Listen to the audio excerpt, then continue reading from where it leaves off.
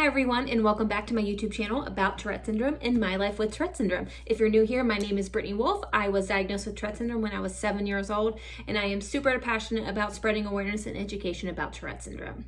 Now, today's topic is suppression. This was asked of me to speak about from somebody in my comments of my last video, and I completely agree that it's a super important topic. I actually just did a very short TikTok video about it last week.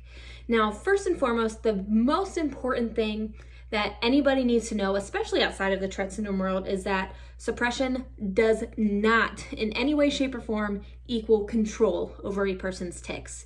And that not every single person can even suppress their tics. It's not a possibility for everybody with Tourette syndrome. And another thing that is very, very important to bring up is that suppression is very difficult. Sometimes it's uncomfortable, it's incredibly uncomfortable, and sometimes it can even be painful for a person. And this is a topic that a lot of people seem to misunderstand. A lot of people who are either just wanting to misunderstand or just not wanting to put the time in to understand it. And now, one of the examples that I talk about suppression for me and how uncomfortable it can feel and how just the pressure that you feel when you're trying to suppress and how it's one of the things that really just takes all of the energy out of you is like a bottle or can of pop. You know, when you were a little kid or maybe even now as an adult, you shook up a bottle of pop or a can of pop and you went to give it to somebody. So that way when they finally opened it, that pop now, it splattered all over that person. It exploded essentially. It can kind of be the same thing with suppression with tics. When I am attempting to suppress, I will say, because sometimes it's easier than others, and all the time it's still quite the high level of difficulty. But when I'm trying to suppress, I can feel that pressure building and building and building inside of me. Much like when you shake that pop, that fizz builds and builds and builds inside of that pop. You see all of the bubbles rise to the top, and that pressure is building in that bottle or building inside of that pop can. And therefore, when you finally open it, it's going to explode everywhere. It's going to come out with so much force that if you would have just left it alone, it would have opened just fine. Maybe a couple little bubbles popped out and that was it. So for me, when I suppress, that's how I feel that pressure building inside of my body. I feel it in my shoulders, I feel it in my stomach, I feel it in my chest. So no matter what I'm trying to suppress with, that's not necessarily the only part of my body that I'm even feeling that pressure on. I could be trying to suppress my foot kicking tic, but I still feel that pressure rising throughout my body. And now, mind you, that could still be described differently by other people. We all feel those pressures and that suppression differently throughout our bodies, just like tics are felt and seen and done differently in every single person with Tourette syndrome. So by the time I finally let those tics out, because they always come out, because just because I'm suppressing at one point doesn't mean that those tics will never come out of me, because they will. But once I let those out, they come out in full force, and there's a much higher chance of having a tic attack, which I am ticking with multiple parts of my body at even more of a force than I normally would. And sometimes I don't breathe very well when I personally have tic attacks. And all of these things are happening where if I just would have let that tic out to begin with, that wouldn't have happened. But with that being said, there are certain instances where I feel just more comfortable suppressing. I don't want to explain myself to anybody. I'm just not in the mood to explain my tics and Tourette's to those people. So I just try to suppress until I can get away from those people, maybe into the bathroom, maybe into another room, whatever it might be.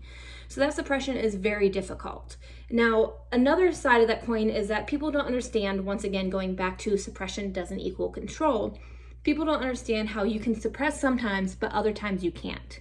Or you can't suppress for longer than a few minutes or whatever it might be. And my answer to that is to really try to provide that empathy and get inside those people's minds and bodies and compare it to this. So sometimes when you're having a staring contest with somebody, you can not blink for a while, but eventually you feel that pressure. You feel the water start to build in your eyes and you have to blink because it's so uncomfortable and sometimes painful. So yeah, you can do it sometimes, but you cannot go the rest of your life without blinking. Another example would be breathing, because for me, my tics are the same as breathing. My body has to do this. I cannot stop them. So when you hold your breath, you might be able to do it longer today than you can tomorrow, or you might not be able to do it as well today, but over time you get better at it. But you cannot go the rest of your life without breathing. And then some days, maybe you're sick and you can't hold your breath for very long at all. So sometimes my tics are so much worse, so I can't suppress at all. So using those comparisons and metaphors, I guess, sort of can help to explain that to people that aren't understanding. And the bottom line is that we have to understand that Tourette syndrome is a non-controllable disorder or disability or neurological disorder, whichever way that you want to explain it as. The bottom line is that it is something that we cannot control. And therefore, just because we can suppress does not mean that you or anybody should ever ask somebody with Tourette syndrome to suppress their tics. That is an inconsiderate and rude request for you to have for somebody that has Tourette syndrome. And that's also going to make them feel like that's going to essentially trigger them to tic more, because the more we don't want to tic, the more our body unfortunately makes us do it, because now we're thinking about it constantly. And as I said in my last video, or in my shorter video that I did on this, we cannot control our tics, but you, the person outside of Tourette syndrome, can control your reactions to those tics. And working on the empathy and working to really understand what Tourette syndrome is going to do nothing but help. And it should not be ever expected of a person to try and not tic around you, because I promise you, the tics are way more annoying than they are for you. So that is the video on suppression. If you have any other topic ideas or topics that you want to see me discuss, please let me know in the comments. Remember to comment, subscribe, and share it with all of your friends and family to continue to spread that Tourette syndrome awareness. And if you have any other questions, please do not hesitate to reach out. Thanks, everyone.